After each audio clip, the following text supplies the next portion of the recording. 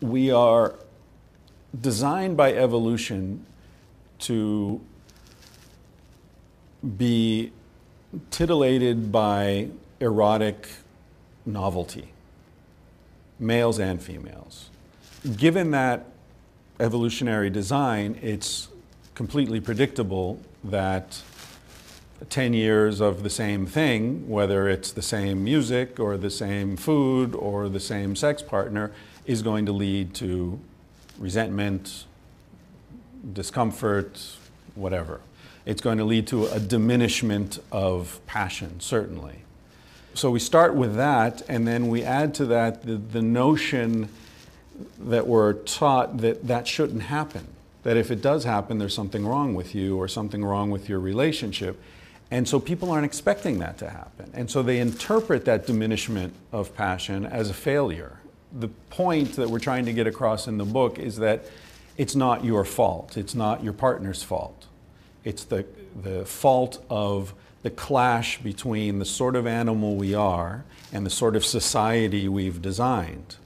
And as long as there's that conflict between our biology and our societies, there are going to be these problems. So a harm reduction approach might make a lot more sense than the sort of absolutist approach that a lot of people take, where any infidelity, my husband looks at porn, that means he doesn't love me anymore. I mean, these sorts of responses to very natural behaviors cause a lot more problems than they solve, I think.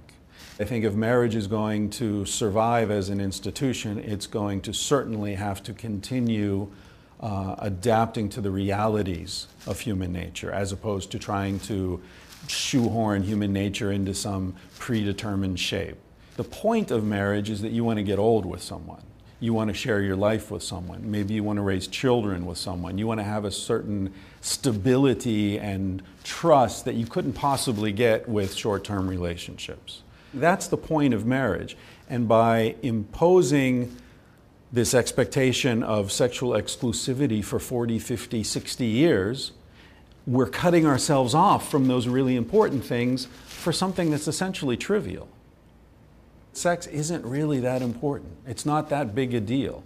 And by making it such a big deal, we sabotage things that really are important.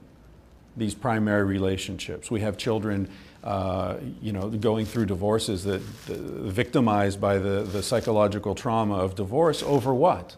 Over what? That mommy or daddy had sex with someone else? Who cares?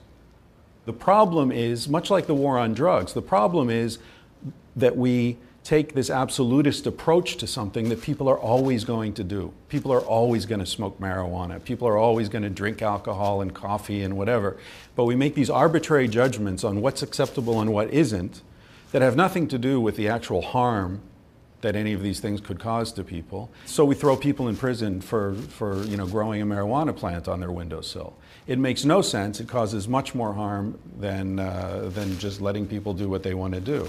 And really, whose business is it if a couple decides that they're going to allow a little casual sexual behavior on the side, especially if, as Dan Savage argues, and I agree, it takes the pressure off the relationship. If the door's open a little bit, you don't feel trapped.